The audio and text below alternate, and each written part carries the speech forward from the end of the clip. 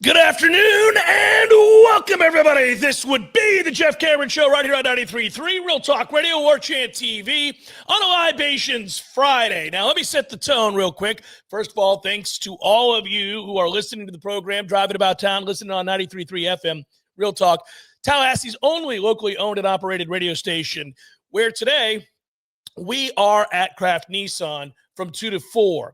With a set of guests that I look forward to speaking with. I don't know if we'll get to talk to all of them. I hope so. Depends on when they're coming and going. But the point would be, I think I get to talk to my old teammate and Florida State legend, William Floyd, Peter Warwick, who, by the way, should have the Heisman Trophy somewhere in his house, but he does not. The Heisman Trophy is here. I mean, I'll talk to him about that. That might be a weird conversation. Just want him to know he should have won it. He knows that probably. But we'll also talk to Luke Laux and Charlie Ward, who did win the Heisman Trophy, is going to be bouncing around here as well. So 2 to 4, we're live on location there. If you are in Tallahassee and you'd like to come and see the Heisman Trophy, they'll have it on display behind a glass case there. You can get to see the Heisman Trophy, what it looks like up close and personal. Pretty cool. And, of course, you'll see those players that are milling about the showroom, and you'll get to say hello to little old me and Tom. And that would be cool, too. So there you go. We have all of that going on. That's why we had to record this hour today before we left, because it's not in studio. It'd be impossible for us to get done with the 1 o'clock hour to 2 o'clock and still get over to Nissan by 2 o'clock. You get what I'm saying. All right. Loosey-goosey somewhat, as we're wont to do on a Libations Friday, but it's a little bit more difficult to do because, of course, we have Florida State, Miami, which you can never be all that frivolous about. It's a big deal, Florida State, Miami. And I've wrestled a little bit more as the week went on than I did at the beginning of the week. The beginning of the week felt very, very good. Still feel good. But some doubt has crept in. The overriding homerism that I had to start the week has become much more nuanced and probably a little bit more clear-headed. A little bit more, okay, there's some things I don't like about what I saw against Virginia that has to be remedied. Can be. Big game for Tony White. Big game for certain players on this defense. Big game for James Williams. Big game for Justin Cryer. Big game for Earl Little Jr. Big game for some guys, perhaps even a true freshman in Kevin Wynn. Big game to see what he's going to add to this defense, because I think it could be substantial what he adds to this defense. It could fundamentally change what this defense is capable of. That's a big statement to make. I perhaps wish that the freshman's debut wasn't against Miami and a vaunted offensive line. There's another part of me that's really happy that his debut is against Miami and their vaunted offensive line, because you're going to get a good understanding of what Kevin Wynn can be this year against good lines, against good teams as a true freshman. I think he's going to play a big role in this game.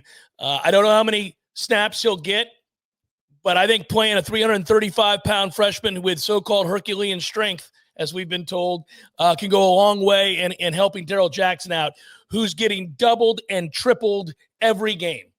I mean, Darrell is getting – listen, people have this false narrative that I've seen on the boards, and people have tweeted, well, Darrell's kind of uninspiring. Man, Darrell's getting tripled sometimes. Darrell's getting doubled most times.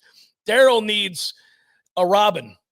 Darrell needs somebody else in that middle that can envelop an offensive lineman and help stagnate that situation and give him some rest as well. When he comes out, you can move him around if you have somebody else to anchor that center. So there's just a lot at play here. Going to be really interesting, because I do think Miami will not deviate. I don't think they're going to change who they are, and I think they want to play bully ball, and I think that's the number one thing you got to do is shut that thing down early and say, that ain't happening. You're not coming in here and just running the ball, because if they do, the game's over. You're going to lose the game. But if you shut that down just enough, slow that down, get them behind the chains, get them to 2nd and 8, get them to 3rd and 4.5, 3rd and 5. Now, all of a sudden, you got a chance to dial up all the pressures, any sort of the exotics that you want, all the games and stunts and twists and all those things that you did to get to Ty Simpson, who was able to elude a lot of those rushes, but still had to come off platform time and again. And Tom and I kind of felt like had he just utilized his legs more, this could have been a very different game. But Carson Beck doesn't want to do that. He does not want to do that. And obviously Virginia's quarterback loves to do that, and there's designed runs for him. There's no designed runs for Carson Beck on Saturday night. So you don't have that element as much to worry about, but can you get them behind the chains? And, I don't know. Yeah, I agree with Tom. You can't throw your hands to the sky if in the first drive Miami is able to run the ball, but you can if they still run it the second and third drives, because that's not going to get better. And we'll just see if it's fundamental or not. I think often we speak in these terms for a game like this and say, can you shut this down? To me, it's can you limit it and get enough stops? Sure. When we pick games, you had them in the 20s, Miami, right? I had them in the upper 20s. And so that means they're going to have some success. Did you have them at 23? I think I had him at 23, and I think any modern offense that's worth a damn is going to score in the 20s against almost anybody. Okay, so 23 by definition is 5 successful scoring drives. It's 2 touchdowns and 3 field goals. It means there's quite a few first downs that you're going to achieve. So it doesn't have to be this manifesto that says that Florida State is one of the great run defenses in the country. Right. And it's a response to Virginia running for 200 yards and Miami runs for 85. Like Miami did run for under 100, Alabama did run for under 100, which is pretty impressive. But it doesn't necessarily have to be that. It's can you get enough stops? If you think this game is going to have Florida State score 6 or 7 times, Miami score 6 or 7 times, you just don't know if they're 7s or 3s. You just got to get enough situational stops and then a couple of punts, maybe 3 or 4 in the game, and you'll feel pretty good about it. The thing about Miami running the ball also is the TOP, time of possession. Of course, yeah. And it keeps the possession count probably where Miami wants it. It's going to be fun to watch. You brought this up, I think it might have been Wednesday, maybe bonus hour Tuesday, just about the tempo that Miami wants to run. How many possessions do they want? What's their ideal number of play count? Is it 50? Is it 60? Is it 70? That's going to help dictate the way this game looks and feels. We know what Gus wants to do. We know what Gus's goal is. That's to live in the 70s and the 80s if you can do it. But Miami might have a very different idea of what's going on. It's a little subtle thing to watch tomorrow night, which finally we can say it's tomorrow night, is when Miami breaks the huddle. How many seconds are left in the play clock? Are we in the 30s or are we inside of 15 seconds because they know what they're doing, which is trying to play ball control? That'll be interesting to see. Quick question for you, something to ponder if you're out there listening to the show. I know what the answer usually is. I also know what I would make it this time around. If you win the toss, do you take the ball? Because I do. I take the ball. I'm going down and I'm going to score. And I'm going to put Miami on their heels immediately. I think if there's a better case for this than most other games to take the ball. The thing I would say is you did kick it to Alabama. They did score. And they took their time scoring and ate up half the quarter. You absorbed the blows, and then let's not do that again. You responded, and the next thing you know, they didn't score another point until we're into the second half. I mean, so there's precedent to say that that's okay. That's no problem. If you score on your opening drive and we play for the ball in the second half, I think Mike is going to defer.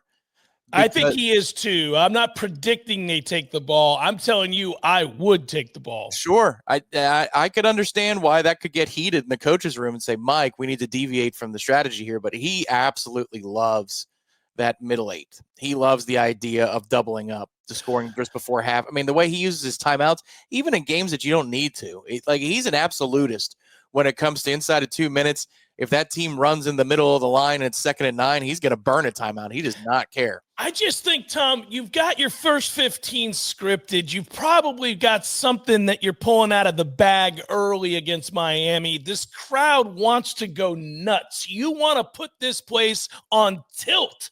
You go down and score because you've got some tendency breakers that you utilize early in this game. Mike used to do this with those first 15 plays his own self as a play caller. We used to think early in his time here, he was a genius. I mean, we had all kinds of wide open guys, tight ends, just streaking down the field with nobody around them and stuff like that.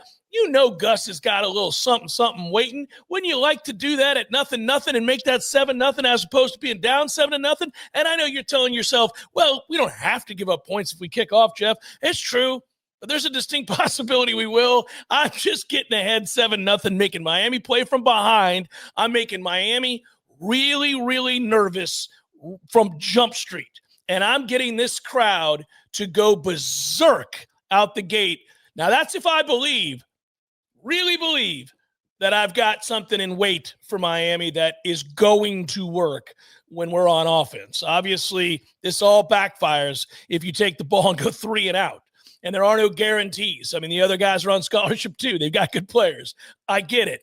But if I think I've got something that I feel very good about, and I've been hammering it all week long, and I've been talking about it in the coaches, film room, and I've been talking to my assistant coaches. I'm Gus. I'm like, Mike, we're going to score on this drive now. I can't promise anything. As the game goes on, we'll see how they adjust and all that. But we're going to score on this drive. I'm taking the ball. I think if you do take the ball, that's a signal in ultimate confidence in Tommy, the passer, not the running offense, because the way that this defense is structured is to bait you. It's to trick you. There's a lot of multiple coverages. The safeties rotate. They do a lot of weird things. For example, not to get too into the weeds, they run a lot of cover 6, which just means that half the field is in quarters, which is too high, and then the other half is one safety over the top. Yeah. It's not the same as cover 3 where you just split it up into thirds. It's half, quarter, and full. And so I don't know if Tommy, as a passer, this is the thing that concerns me about tomorrow. If Miami's going to throw quite a few wrinkles at you, is he going to make a mistake or two? And one of those throws where we go, oh, God, he didn't see it.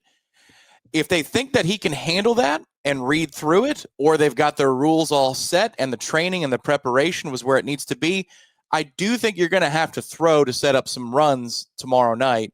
Because if you can get past Miami's defensive line, I do feel like in isolation, the linebackers and the secondary are gettable for Miami.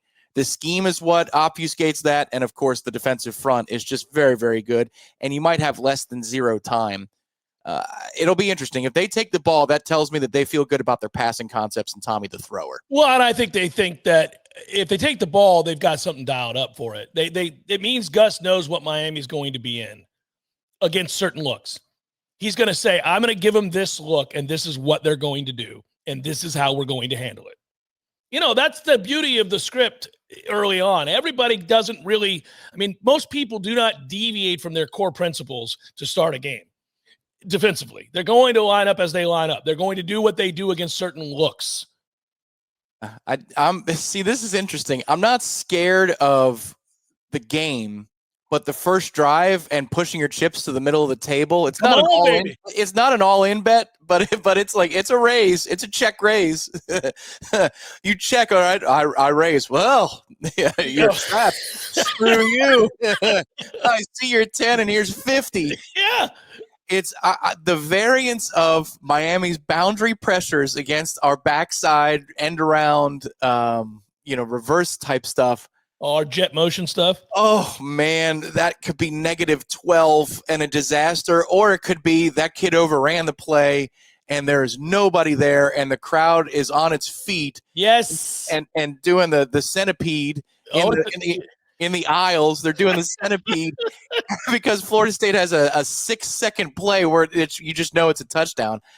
Oh, buddy, I don't know that I want to put that on the first drive. Don't you like that? What it makes you feel, though, right now, buddy? You gotta trust some people. You do. And the problem is you'd love to trust a freshman who runs faster than anybody else in the country, because I'm sending him on something early and we're scoring and this place is coming unhinged, but he can't catch the damn ball because it's not a natural position for him. And I don't want to put it on him in a game like this early is my concern. So it's fun. It's a fun conversation.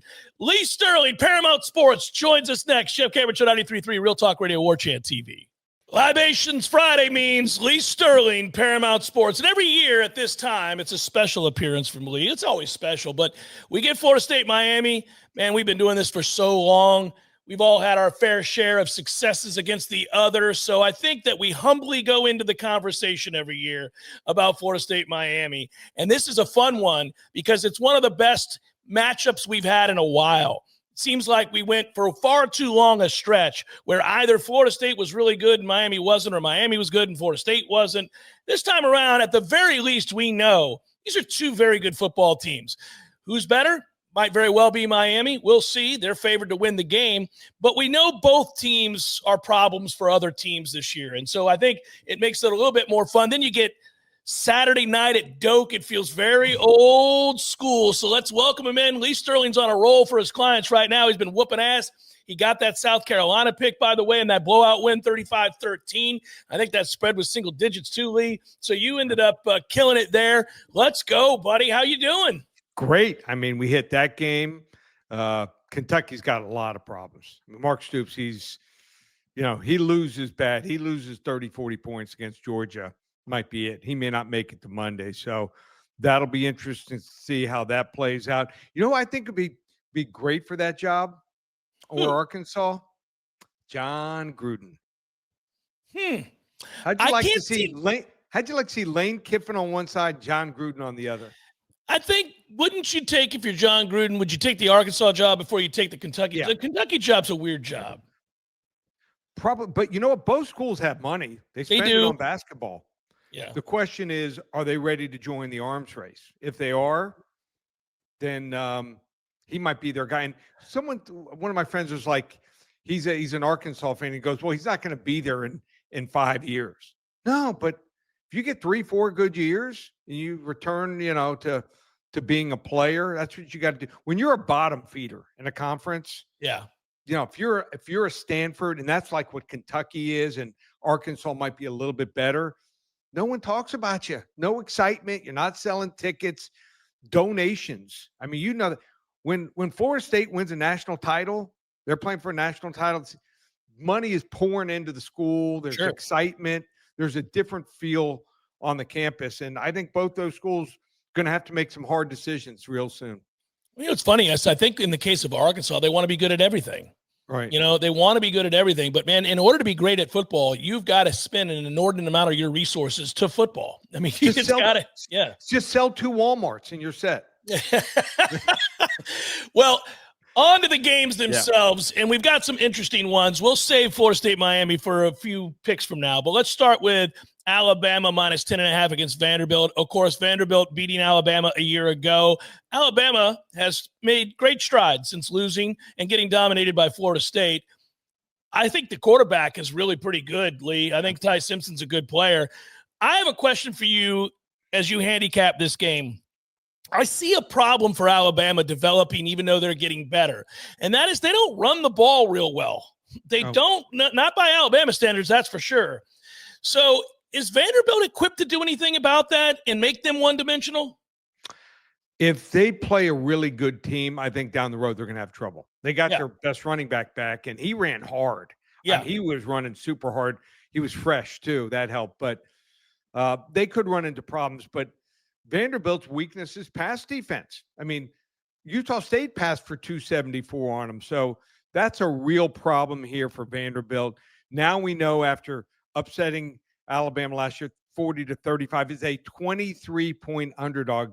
I don't know what the money line, but it had to be at least 10-1, 10 or 12-1 on that. So wish I had that one, but I didn't see it. I thought they'd cover, but not win outright. Also, they're 1-0 conference play this year. They did beat South Carolina, but in that game, Lenora Sellers went out when the game was tied 7-7. So they only threw for 177 in that game. Ty Simpson, glad you brought that up. I think right now he's playing the best football maybe in the country of any quarterback, and no one was talking about him. No one had him top 10, top 15. So got a lot of confidence. He's finding the right receiver. Distributing the ball, even running when he has to, and doing good things there with it. So I think the airwaves are going to be open for Bama to hit on some big plays here. You know what they say, payback is a bitch. Alabama, 41-20. Louisville and Virginia, this is a weird game. I mean, for Virginia to be a 7-point underdog is interesting.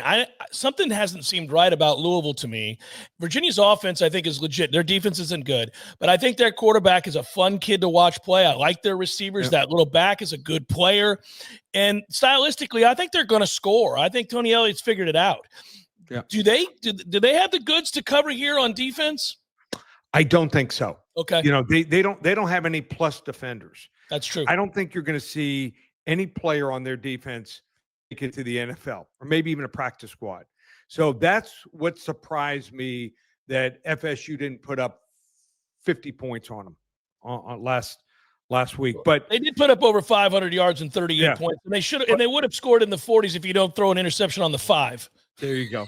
That's a 14-point switch. Yeah. I think Louisville scored on that possession going back. Virginia went down and scored on that possession. Yeah. And in fact, Lee, if you go back and watch that game, after the first quarter, Florida State pretty well dominates the game. It's crazy. Right. It's crazy. But yeah. Anyhow. Crazy. And I think the difference here is Louisville gets both their top running backs back. They did not play in the game last week at Pitt. Also, what's underestimated, I don't think the back seven for Louisville is great, but their defensive line, they're top 6 as far as havoc. They may not get the sack all the time, but they do get and put pressure on the quarterback. And they pressured Eli Holstein last week into a couple of those really bad throws that I thought made the difference in the game here. So I like Louisville here. Chandler Morris is really good. You know, he's 25. He's got 2 doctorates. He's teaching 2 classes. It's cool. Yeah. Should have a cutoff of like 23 or 24 years old. 25 years is way too old. And I think Louisville's going to be able to outscore him here. I like Louisville here, 45-34. What's the total on that game? Did anybody know? I was trying to look at it when you were talking. I wanted to see because I'm curious. I'd feel like that's an overplay if it's not a huge number. We'll go back and look at it later. Yeah, no, I'll get it for you. Because because Vegas has got to put that number high. It is. Yeah, it was high. 61 and a half. 61 and a half. Yeah, it's got to be, buddy. Yeah. Yeah, and even then, I don't know. Yeah. I think that has 40 to 30 written all over it. Maybe higher. It might be close to 100. Remember, there was a couple. I'm trying to remember what the teams were. Probably Texas Tech and somebody back in the day. Yeah, a couple years, 2-3 years ago, there was a couple totals that were like 74 and a half, 75, and they still went over. Usually, highest total goes over. You know this gambling. Yeah. Lowest total goes under. Yeah. Yeah, that's true. That's true. Okay, so this is the game. Yeah. And look, I think that on paper we would say Miami's the better team. This is where going on the road for the first time at night, rivalry game. There are paths for Florida State to win this game, but I think they have to start fast and get Miami reeling. If they don't, I think it could be tough because Miami's going to play methodically and beat you up and play bully ball. How do you see the game with Miami given 4.5? Maybe the most important, not even play, might be the coin toss. If Florida State wins the coin toss, I elect to receive. Buddy. I just had this conversation on the air. I just got done telling everybody we need to take the ball. Great minds think alike, Lee. There you go. And when you and I were playing, whenever you won the toss, you took the ball. Yeah. You didn't defer. Yep. So if Miami defers, they might be doing Florida State a favor. If Florida State wins the toss, take it. You got to make Miami feel uncomfortable. That's the main thing. If they can get up by 10 points on them, double digits, then Miami's going to probably have to come out of their shell and start throwing the football on first and second down sometimes. Here's what scares me with Florida State. Virginia was down 2 starting offensive linemen and still ran for 211 yards on them. Now, conversely, Miami's always had trouble with dual threat quarterbacks that can run and throw. And Thomas Castellanos, that's his nature here. So if he plays well and he runs for 80 plus yards and he throws for 240, 250, Florida State wins the game. The 2 guys can be tasked with keeping him under wraps, 2 defensive edge rushers. Yeah. Baines and Messidor. Right now, they're ranked 1 and 2 by Pro Football Focus. Pretty good, guys. Tough to block. If I'm Miami's 2 defensive tackles, I just stay home. Let those guys on the outside, let them hunt. If they're in 3rd and 8, 3rd and 10, whereas in past years they might have been able to execute, it's going to be tough here. Miami was minus 21 last year. I think they won 36-14, won by 22.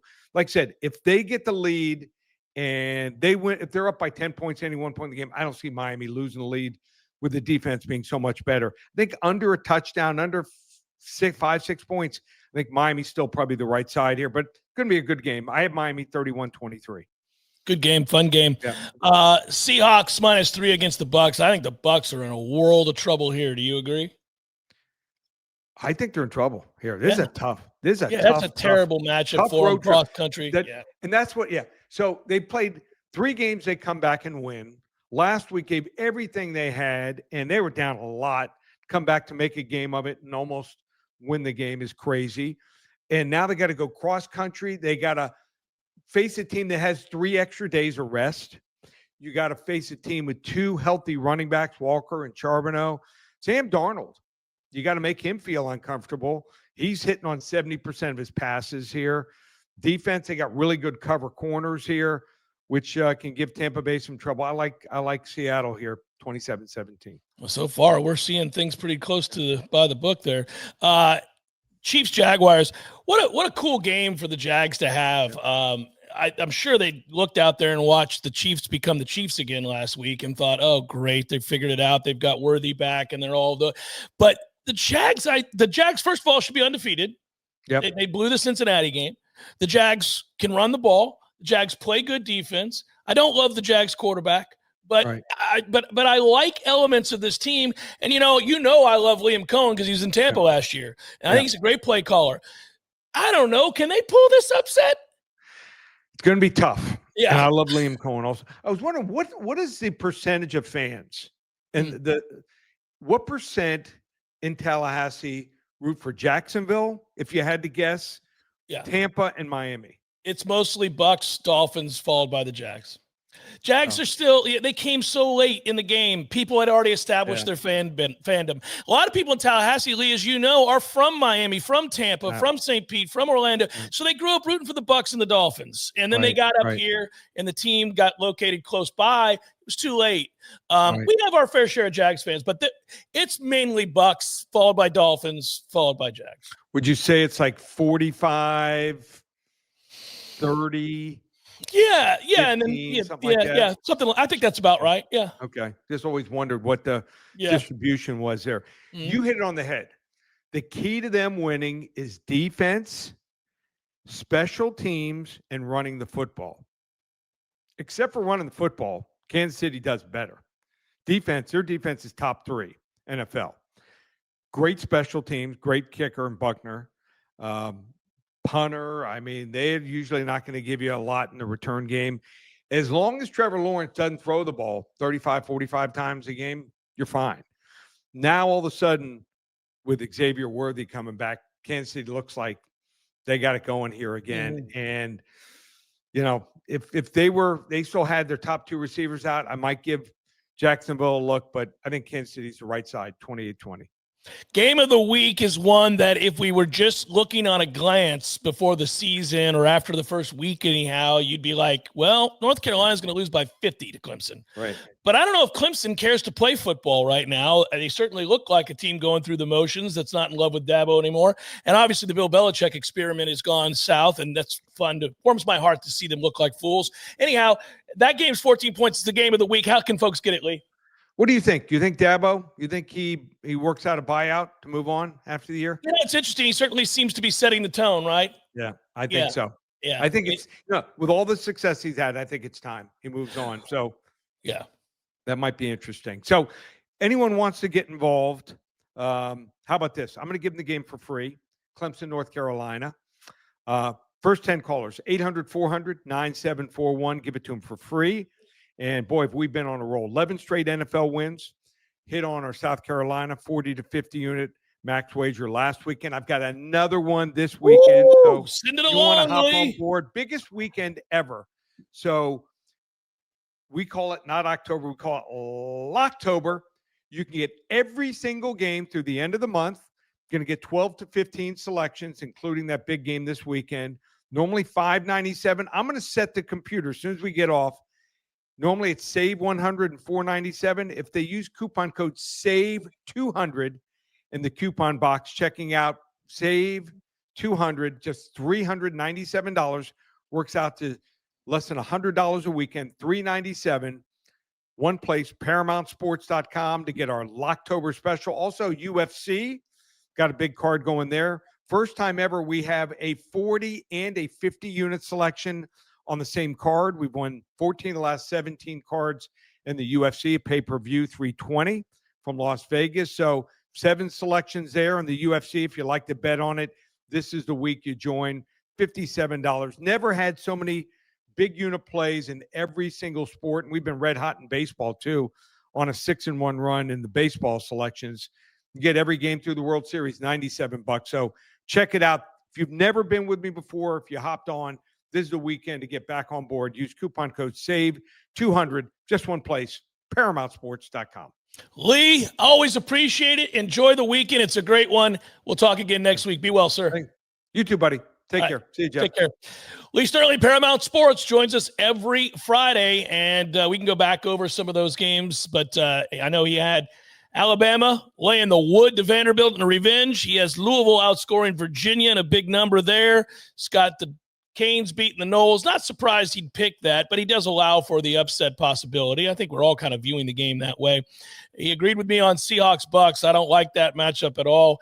He's got Chiefs over the Jags as well. And then that game of the week, if you want to get it, as he said, 800-400-9741. That is Clemson and North Carolina.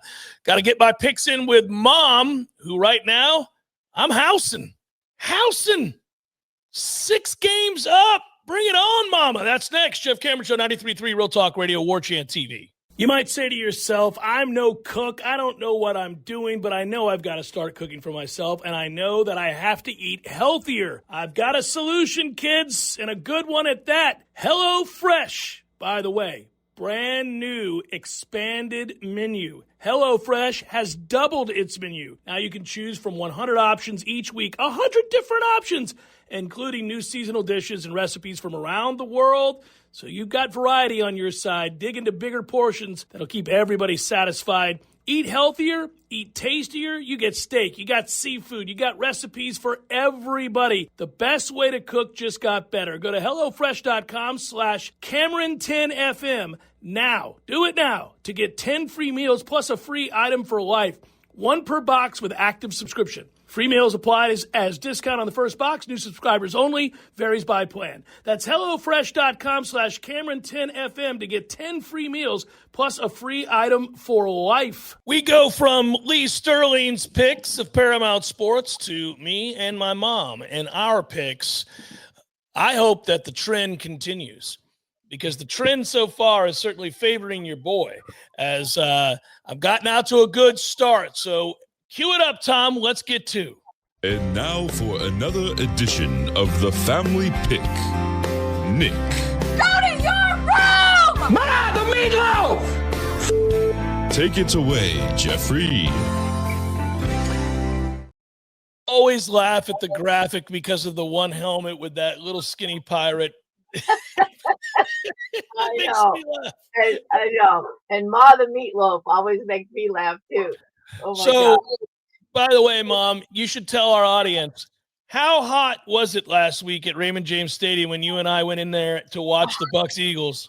Hotter than the hinges of hell. I'm going to tell you right now, I have never been that hot in my life. And as you know, I grew up in Miami, and I've been to a lot of hot games. We've been to Bucks games before at 1 o'clock. It was absolutely brutal. It was just, it's a wonder I didn't just keel over. But I almost was going to pull a grandma. You know, grandma, when she gets real hot, she'll take her cup of whatever she's drinking and just pour it down her shirt. Well, yeah. I was about ready to do that. But anyway, it was extremely hot. It was brutal, and I can't remember a time, and we went to the old Big Sombrero and how hot that place was. I mean, goodness gracious. It was absolutely horrible. And the sun hardly ever went in, and there wasn't much of a breeze. I mean, it was just, I mean, and you know how I love the Bucks and I love football and I love to watch it. But when you said in like the third quarter, Mom, what would you think if we left? I'm like, oh, that'd be okay with me. Well, yeah. We were getting beaten soundly at that point. Now we did make a huge good comeback and had a chance to win that game. Yeah, we did, but we didn't. At that point in time, I want to tell you right now, and you couldn't just go crazy buying cold drinks and things because the prices are crazy. They are. All right, so we both missed the game last night. That's a surprise win for San Francisco. Give them all the credit in the world. I know. They overcome Matthew Stafford's 389 yards passing. He's really something, isn't he? He's really good. He's really, really good. All right, so you're down 6 as we start the week. This is going to be the week I start mounting my comeback now. It's going to be a good weekend because I'm coming up to see Bryce. I'm coming to the FSU Miami game. So I'm gonna do good this week. All right, Minnesota at Cleveland. Minnesota. Now, I'm not sure why, but that's another one. Aren't they in London? They are. They're at Tottenham Hotspur Stadium, yes. Dear God, say that 3 times fast. Yeah. I took Minnesota. Well, you take the Minnesota Vikings because Cleveland doesn't have a quarterback, and they're going to start their rookie, and so that's. Oh, I didn't know that. That's a fair pick. Las Vegas, that'd be the Raiders at Indianapolis. We're both going to take the Colts. Yes, we are. Here's a interesting game. The Giants are at New Orleans. I know it. Now, I think I took the Giants.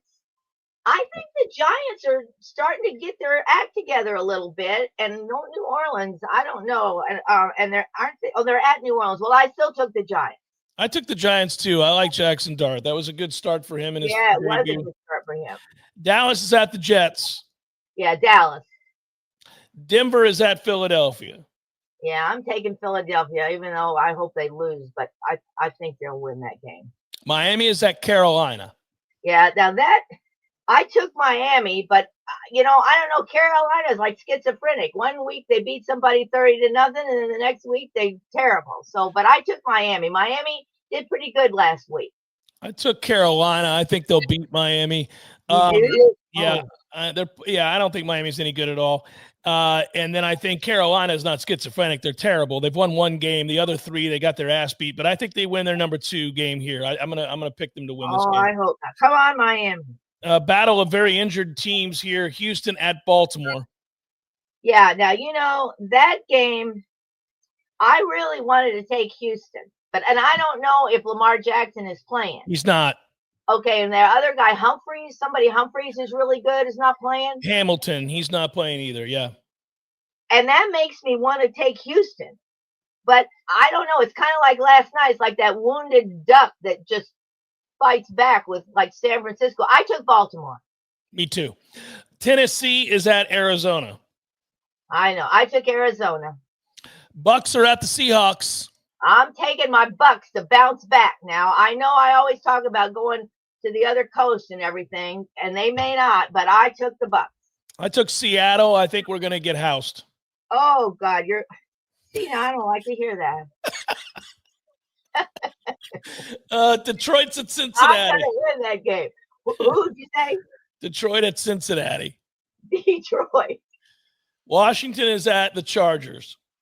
Yeah. I took the Chargers. New England's at Buffalo. Oh, Buffalo. And finally, Kansas City on Monday Night Football at Jacksonville. I know. Now, listen, you may change on me, but I took Jacksonville. I'm jumping on your train here. Yeah. I've been on the Jacksonville bandwagon, and I'm going to hurt your feelings because I'm taking Kansas City. Oh, my God. Well, I don't think Kansas City's that good. I mean, they're good, but they're not. Mahomes, did you see last week? He threw some passes, And but they dominated last week, Mom. Listen. They got Xavier Worthy back. I think they're going to be okay. Listen. I don't want the Chiefs to win, and I have been the Jacksonville Jaguars' biggest fan this year. I know. I thought, wait till he hears that his mother's picking Jacksonville. Well, I think that could be a huge upset. I think it's a possibility. Sure, they're at home and they're good. They play good defense and they run the ball. Yeah, they get a chance. They do. Yeah. Well, anyway, I took them. So I'm taking the Chiefs.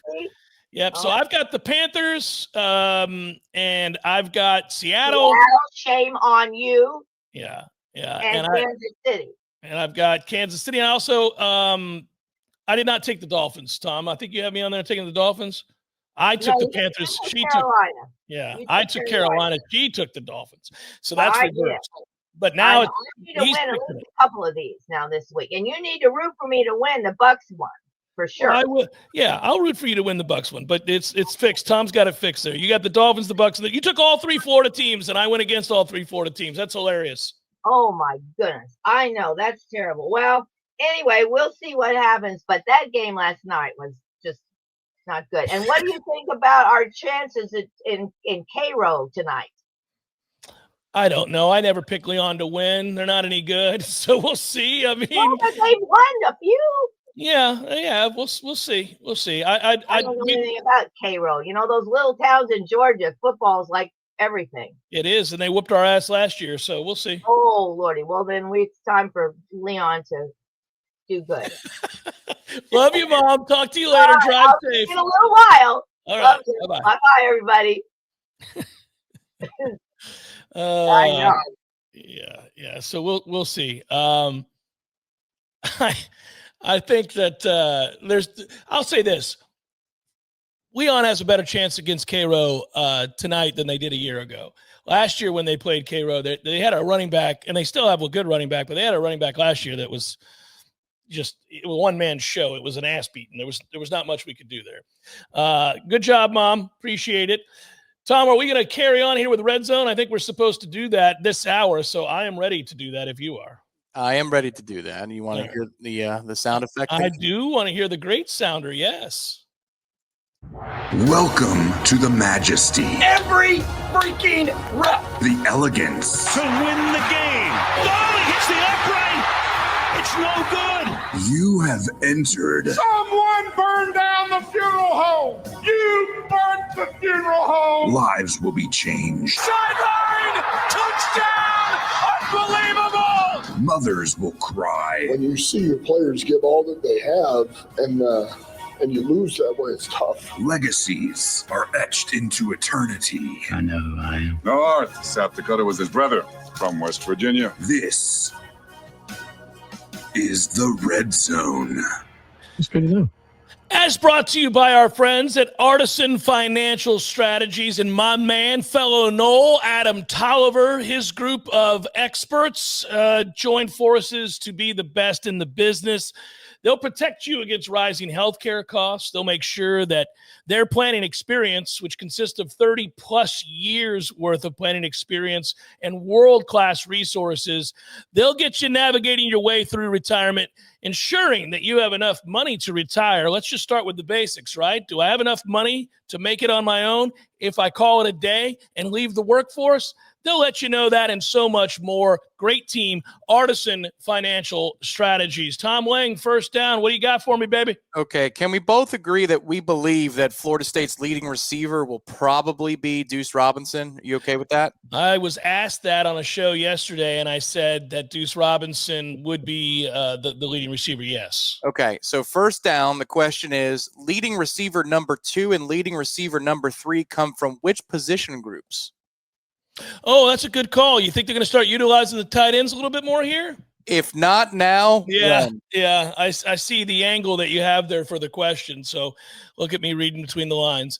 Yeah, I agree with you. I think tight end will be the answer. Okay, is it both number 2, number 3, or do you say number 2 tight end, number 3 different position group? What do you think?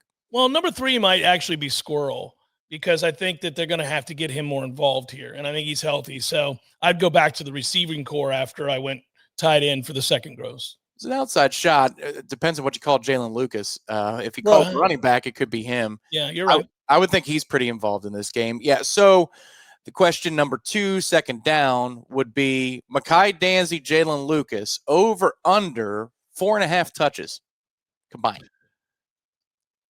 Over on 4.5? 4.5. Over. Okay. Over. We flying by that number? No, but we're getting to 5 for sure. Yeah, because Lucas is going to have 3 to 4 by himself.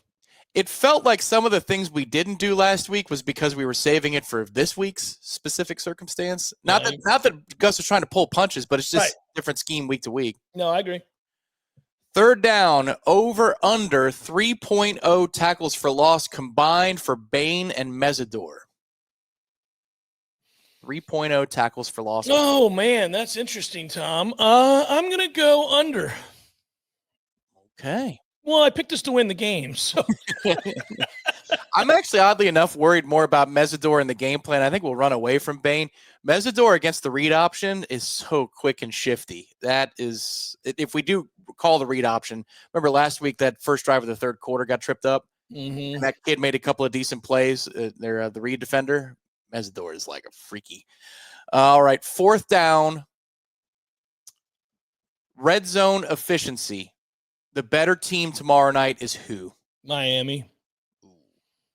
I don't like our play calling around the 10-yard line, and we've seen that as a bit of a bugaboo right about now. I hope we don't get into that awkward 9, 10, 11-yard line position. Can we get to the 5 or closer, or maybe be at the 18 where we open things up a bit more? Bonus question in the last 15 seconds that we have. Do you think we score a touchdown between the tackles?